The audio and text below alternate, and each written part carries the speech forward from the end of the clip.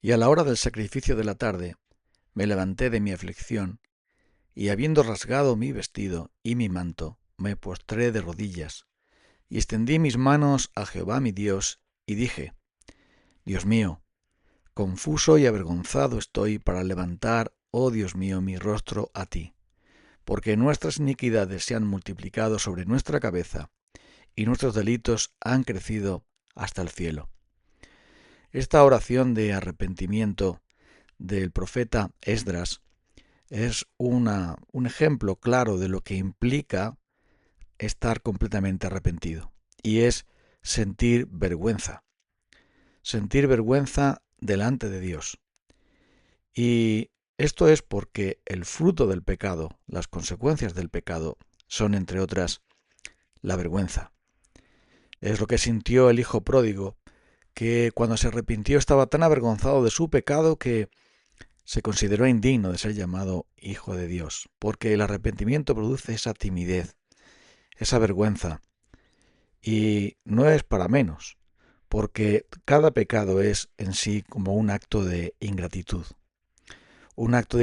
a aquel nuestro Dios que nos es bondadoso con nosotros, nos provee para toda necesidad, y es como una traición contra Él. ¿Qué iniquidad hallaron en mí vuestros padres para que se apartaran de mí? Algo así les dice el profeta Jeremías al pueblo. Dios mismo se siente como alguien que ha sido traicionado injustamente, alguien que ha sido despreciado a pesar de haber hecho tanto por su propio pueblo. Hay una historia que cuenta un autor cristiano muy conocido acerca de Julio César. Julio César sufrió la crueldad a manos de su protegido, Bruto. No sé si ahora ese nombre tiene ese sentido peyorativo por lo que ocurrió, pero cuenta la historia que Julio César le había concedido muchos favores a este hombre llamado Bruto, pero este acudió para apuñalarlo. Y Julio César dijo, ¿qué, hijo mío, Bruto? Y así le apuñaló. Y realmente el pecado tiene que ver con una traición contra Dios, un acto de ingratitud, este sentido de una puñalada al corazón de Dios. Así deberíamos verlo, porque como Dios dijo a través de Moisés acerca de ese pueblo ingrato, Él los alimentó con miel de la roca, con aceite del peñasco, con cuajada y leche, con vacas y ovejas, y da una lista de más cosas como Dios los cuidó, los bendijo. Pero dice, abandonaron al Dios que los creó, despreciaron a la roca de su salvación.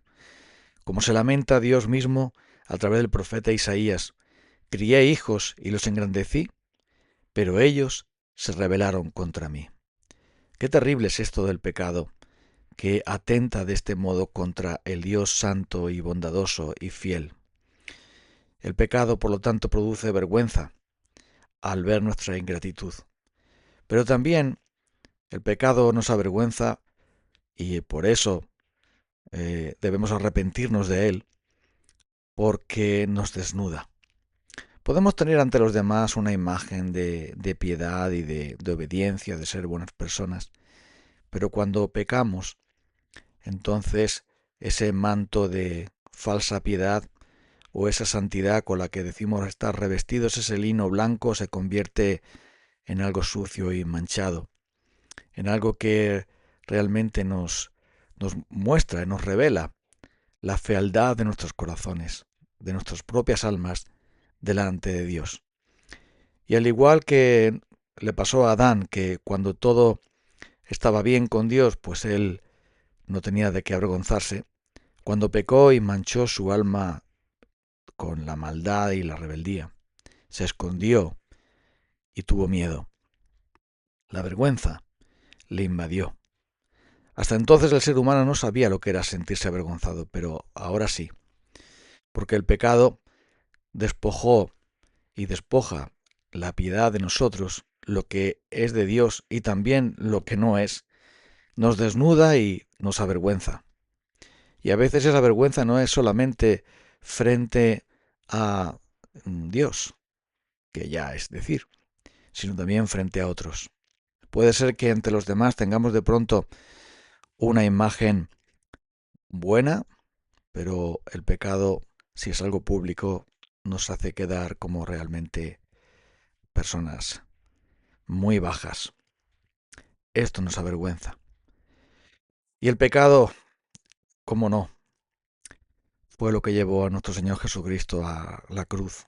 Y no solamente a la cruz, sino a la más terrible vergüenza.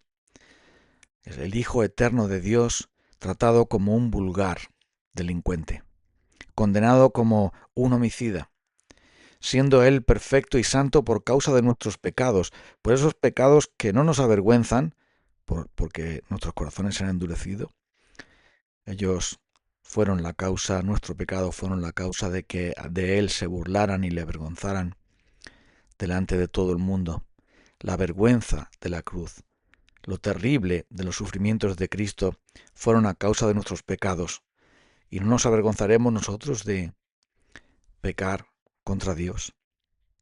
Pecar contra nuestro Señor, sabiendo que nuestros pecados le pusieron a Él en vergüenza y en deshonor.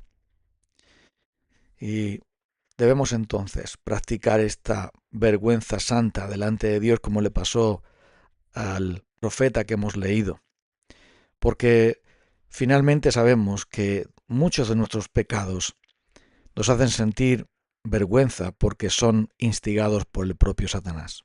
Sí, el diablo confundió a Pedro para que tratara de persuadir a Jesús de que no fuese a la cruz. Y Jesús le dice: quítate de delante de mí, Satanás. Así de claro, porque fue el diablo que instó al propio Pedro a tratar de disuadir a Jesús de subir a ir a Jerusalén. Y es el pecado también el que se introdujo en el corazón, o mejor dicho, el diablo, el que se introdujo en el corazón de Judas a fin de que se cometiera el horrible pecado de entregar a Cristo, de traicionarle a Él. ¿Y qué podemos decir de Ananías y Safira?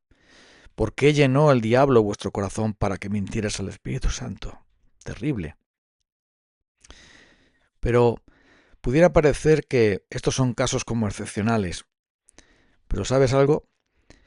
Mira lo que dice Santiago capítulo 3, que la lengua es un fuego, un mundo de iniquidad. La lengua está puesta entre nuestros miembros, la cual contamina todo el cuerpo, inflama el curso de nuestra vida y es encendida por el infierno.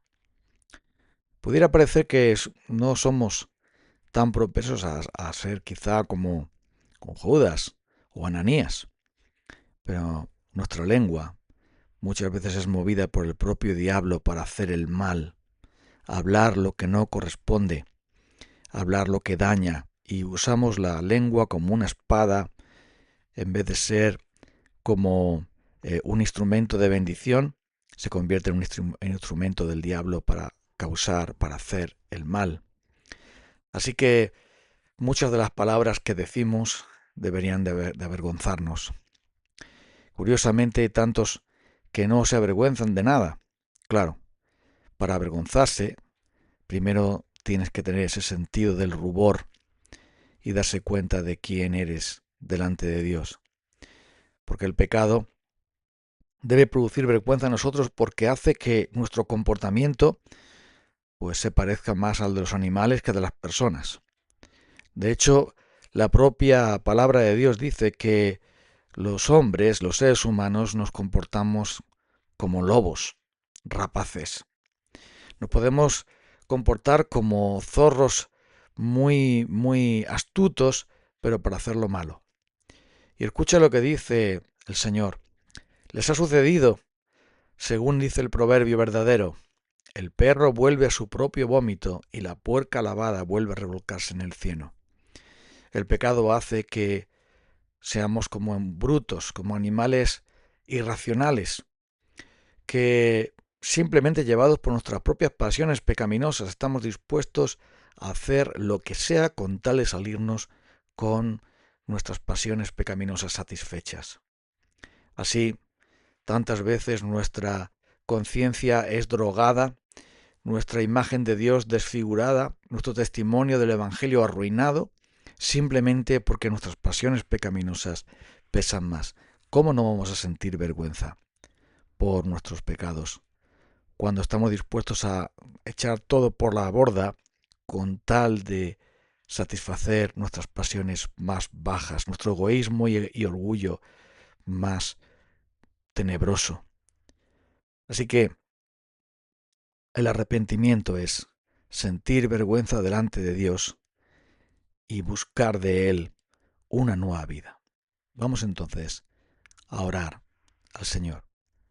Señor, danos ese sentido de vergüenza delante de ti cuando pecamos, de que nuestros pecados avergonzaron al Hijo de Dios en su pasión y muerte, en su cruz.